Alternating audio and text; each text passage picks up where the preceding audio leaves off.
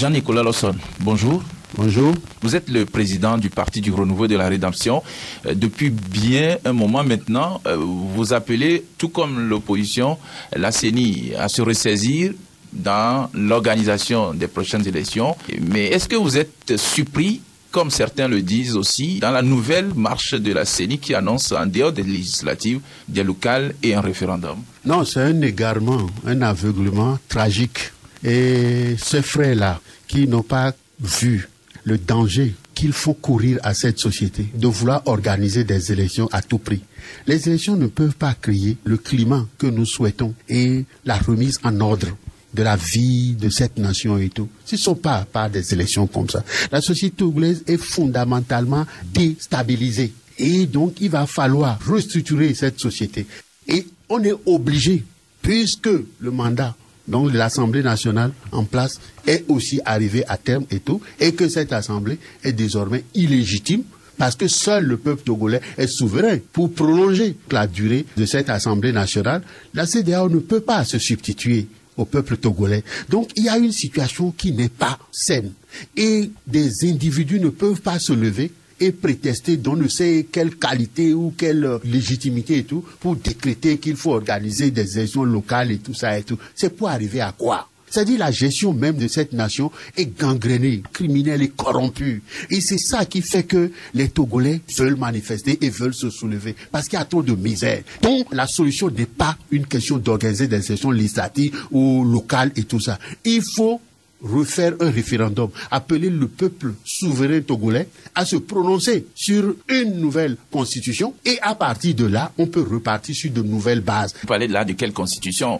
Réécrire une nouvelle constitution carrément, et pendant ce temps, qu'est-ce qui se passe? Étant donné que l'Assemblée aussi, vous dites, est illégitime, et que la CENI, telle qu'elle est aujourd'hui, ne peut pas organiser les élections. Mais vous savez, le chef de l'État qui est en place, le conseil que je peux lui donner, moi, Nicolas Lawson, c'est qu'il constitue une assemblée constituante des meilleurs éléments de cette nation pour former cette assemblée constituante-là, pour préparer un avant-projet de constitution à soumettre au référendum au peuple souverain. Car le peuple souverain togolais est le seul habilité et fondé à se donner la loi fondamentale qui doit diriger son destin. Donc, il faut que le chef d'État prenne ses responsabilités. Et je lui indique ce que De Gaulle avait fait en 1958. Je lui dis aussi ce que John Rawlings a fait au Ghana en 1992 pour doter le pays d'une nouvelle constitution et tout. C'est comme ça qu'il sortira de l'histoire de ce pays en se lavant des maléfices qui perturbent la vie de cette nation depuis 2005,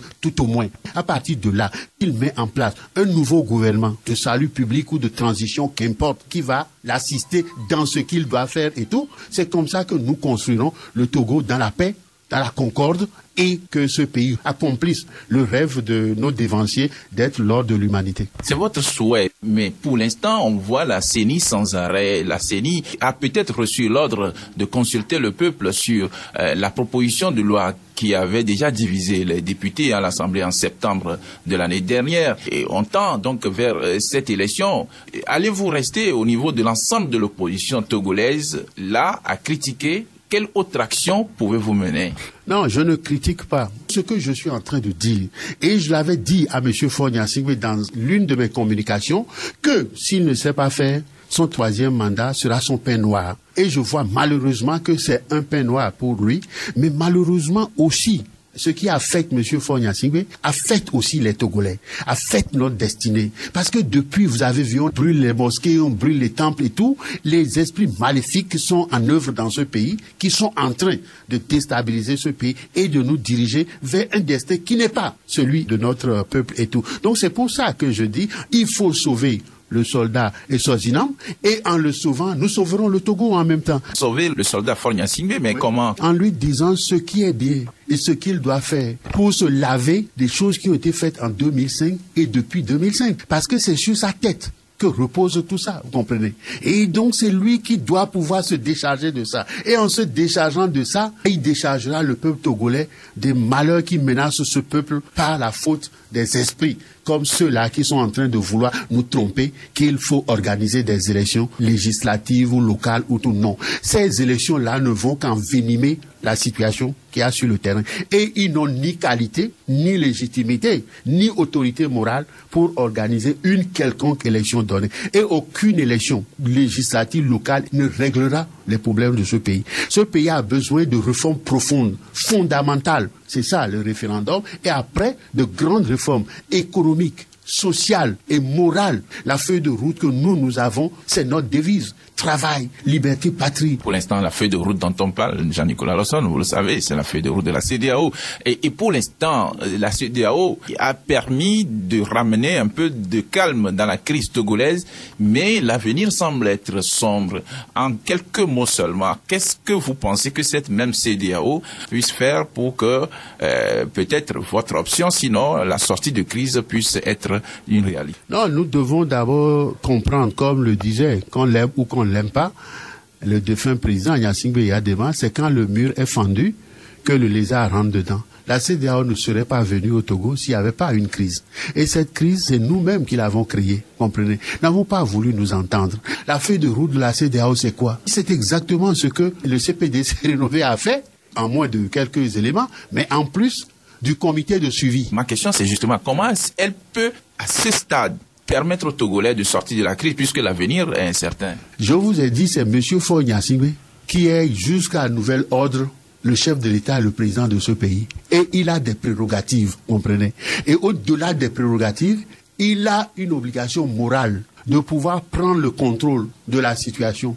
Et moi, je lui dis que le salut, son salut et le salut de notre pays, c'est de proposer un nouveau gouvernement de transition de salut public et de créer par la même occasion une assemblée constituante qui doit se substituer à l'Assemblée nationale en place aujourd'hui. Parce que cette assemblée-là, son mandat est arrivé à échéance, vous comprenez. Ça, c'est ce que vous attendez de Faure Gnassingbé. Oui. Mais que pensez-vous que la CEDEAO, là, qui nous aide à sortir de cette crise, puisqu'on attend encore l'arrivée des chefs d'État, puisse faire pour finir avec cette crise? Non, parce que vous croyez que notre destin doit être à la discrétion de la CEDEAO. Jamais. Vous venez de dire quand même que le mur est fendu, la CEDEAO est là, donc c'est la CEDEAO qui a pris les trucs en main. Raison, je dis, il y a au moins une personne aujourd'hui qui n'est pas encore complètement mis à l'écart, c'est M. Faure Gnassingbé. Et que lui peut dire, bon, ok, je veux doter mon pays d'une nouvelle république. Je veux maintenant avoir une assemblée nationale constituante et tout pour préparer cette aventure. La CEDEAO ne peut pas aller comme ça.